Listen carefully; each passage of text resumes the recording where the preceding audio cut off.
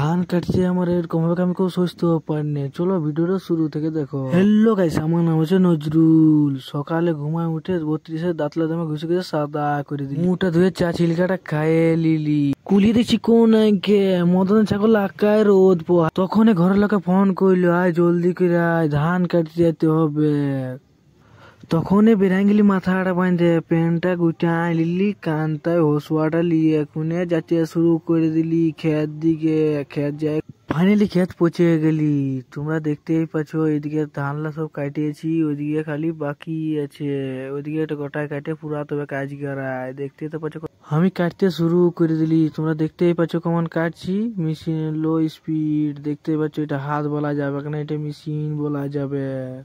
ধান কাটতে কাটতে গেল আঙ্গুলি কাটাই। তোমরা দেখতেই পাচ্ছ এখানটা কাটতেছিলি, ধান লাই দিলি সাইডে কাটতে কাটতে কাটাই গেল আঙ্গুলি। কি করব তখন ঘর যেতে শুরু করলি। তিনটাই ব্লগটা শেষ করছি, এখানে আমার আঙ্গুলি গেল কাটাই। তোমরা দেখতেই পাচ্ছ ঘর যাই ডাক্তার ঘর যেতে হবে। আমি যাচ্ছি ঘর। বাই বাই বন্ধুরা।